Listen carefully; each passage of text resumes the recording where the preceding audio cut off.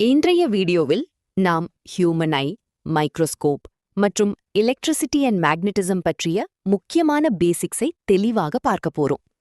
இது எக்ஸாம்க்கு ரொம்ப யூஸ்ஃபுல்லான ஒரு குயிக் ரிவிஷன்.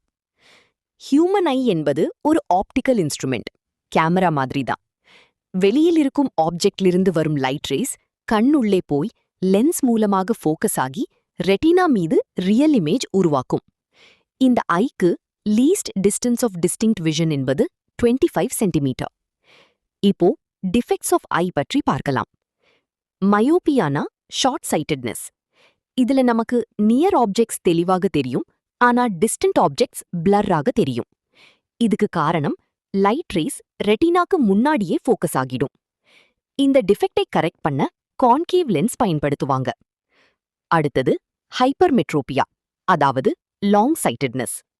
இதுல நமக்கு டிஸ்டன்ட் ஆப்ஜெக்ட்ஸ் தெளிவாக தெரியும், ஆனா நியர் ஆப்ஜெக்ட்ஸ் தெளிவாக தெரியாது. இதுக்கு காரணம் லைட் ரேஸ் ரெட்டினாக்கு பின்னாடியே ஃபோக்கஸ் ஆகும். இந்த டிஃபெக்டை சரி செய்ய கான்வெக்ஸ் லென்ஸ் பயன்படுத்துவாங்க. அடுத்த டிஃபெக்ட் பிரெஸ்பயோபியா. இதுல நியர் ஆப்ஜெக்டும் ஃபார் ஆப்ஜெக்டும் இரண்டுமே தெளிவாக தெரியாது. இது பொதுவாக வயசு அதிகமானவர்களுக்கு வரும் டிஃபெக்ட். இதுக்கு சொல்யூஷனாக பைஃபோக்கல் லென்ஸ் பயன்படுத்துவாங்க. அடுத்தது ஆஸ்டிக்மேட்டிசம். இந்த டிஃபெக்ட்ல கண் ஹாரிசான்டல் லைன்ஸ் மற்றும் வெர்டிகல் லைன்ஸ் இரண்டையும் சரியாக ஃபோக்கஸ் செய்ய முடியாது. அதனால் லைன்கள் டிஸ்டார்ஷன் மாதிரி தெரியும். இதுக்கு கரெக்ஷனாக சிலிண்ட்ரிக்கல் லென்ஸ் பயன்படுத்துவாங்க. இப்போ மைக்ரோஸ்கோப் பற்றி பார்க்கலாம். சிம்பிள் மைக்ரோஸ்கோப் என்பது ஒரு கான்வெக்ஸ் லென்ஸ் தான். அது ஸ்மால் ஃபோக்கல் லென்த் கொண்டது. அது ஸ்மால் ஆப்ஜெக்ட்ஸை பெரிதாக காட்டும். காம்பவுண்ட் மைக்ரோஸ்கோப் என்பது இரண்டு கான்வெக்ஸ் லென்ஸஸ் சேர்ந்த காம்பினேஷன். ஒன்று ஆப்ஜெக்டிவ் லென்ஸ், இன்னொன்று ஐபீஸ் லென்ஸ். இவை ஒரு சர்டன் டிஸ்டன்ஸ்ல செப்பரேட் ஆகி இருக்கும். இது அதிக மேக்னிஃபிகேஷன் தரும். அடுத்தது ஆஸ்ட்ரோனாமிக்கல் டெலஸ்கோப். இது கூட இரண்டு லென்சஸ் காம்பினேஷன் தான். இதுல ஆப்ஜெக்டிவ் லென்ஸ் என்பது லார்ஜ் அப்போச்சர் மற்றும் லார்ஜ் ஃபோக்கல் லென்த் கொண்ட convex lens.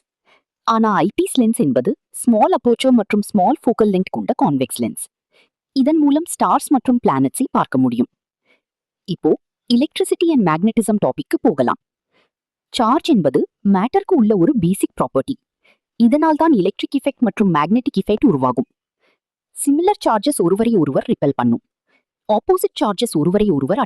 சார்ஜோட SI unit coulomb. அடுத்தது கண்டக்டர். கண்டக்டர்ஸ் என்றால் எலக்ட்ரிசிட்டி ஃப்ளோ ஆக அலோவ் பண்ணும் மெட்டீரியல்ஸ். உதாரணம் சில்வர், அயன், காப்பர் மற்றும் எர்த் கூட கண்டக்டர் மாதிரி ஆக்ட் பண்ணும்.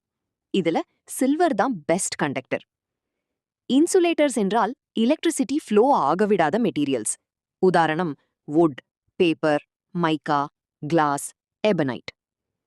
அடுத்தது எலக்ட்ரிக் கரண்ட். எலக்ட்ரிக் கரண்ட் என்பது rate of flow of charge, அதாவது ஒரு யூனிட் டைம்ல எவ்வளவு சார்ஜ் ஃப்ளோ ஆகுது என்பதுதான். இதன் யூனிட் ஆம்பியர். இது ஒரு ஸ்கேலர் குவான்டிட்டி.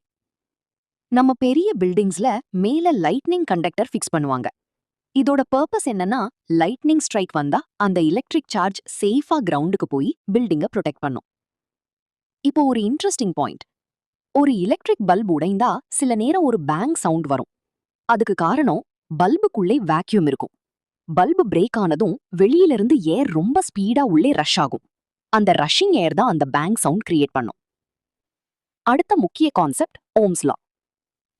ஒரு கண்டக்டருக்கு கான்ஸ்டன்ட் பிசிக்கல் கண்டிஷன்ஸ் இருக்கும்போது கரண்ட் I என்பது பொட்டன்ஷியல் டிஃபரன்ஸ் Vக்கு directly proportional. Formula I is equal to V/R. இங்க R என்பது ரெசிஸ்டன்ஸ். ஒரு வயரை ஸ்ட்ரெச் பண்ணினா அதன் ரெசிஸ்டன்ஸ் சேஞ்ச் ஆகும், ஆனால் அதன் ஸ்பெசிபிக் ரெசிஸ்டன்ஸ் அல்லது ரெசிஸ்டிவிட்டி சேஞ்ச் ஆகாது. Temperature effect. மெட்டல்ல டெம்பரேச்சர் இன்க்ரீஸ் ஆனா ரெசிஸ்டன்ஸ் இன்க்ரீஸ் ஆகும். செமிகண்டக்டர்ல டெம்பரேச்சர் இன்க்ரீஸ் ஆனா ரெசிஸ்டன்ஸ் டிக்ரீஸ் ஆகும். எலக்ட்ரோலைட்ஸ்ல டெம்பரேச்சர் இன்க்ரீஸ் ஆனா ரெசிஸ்டன்ஸ் டிக்ரீஸ் ஆகும். ரெசிஸ்டிவிட்டிக்கு ரெசிப்ரோக்கல் தான் conductivity. Conductivity unit mho metre power -1. Electric கரண்டோட heating effect Joule's law of ஹீட்டிங்னு சொல்வாங்க. இந்த ஹீட்டிங் எஃபெக்டை யூஸ் பண்ணி தான் electric bulb, electric kettle, heater போன்ற டிவைசஸ் வேலை செய்கின்றன. இப்போ மெஷரிங் இன்ஸ்ட்ருமெண்ட்ஸ். ஆம்மீட்டர் என்பது எலக்ட்ரிக் கரண்ட் மெஷர் பண்ணும் டிவைஸ். இது சர்க்கிட்ல சீரீஸ் கனெக்ஷன்ல கனெக்ட் பண்ணணும். Ideal ammeter resistance equal to 0. Voltmeter என்பது பொட்டென்ஷியல் டிஃபரன்ஸ் மெஷர் பண்ணும் டிவைஸ். இது சர்க்கிட்ல parallel கனெக்ஷன்ல கனெக்ட் பண்ணணும். Ideal voltmeter resistance equal to infinity. இறுதியாக ஃபியூஸ். ஃபியூஸ் என்பது ஒரு ஸ்மால் கண்டக்டிங் வயர். இது பொதுவாக காப்பர், டின், லெட் அலாய் கொண்டு செய்யப்படும். இதற்கு லோ மெல்டிங் பாயிண்ட் இருக்கும்.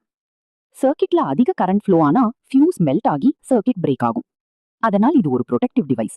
மேலும் இது எப்போதும் சீரீஸ்ல தான் கனெக்ட் பண்ணப்படும்.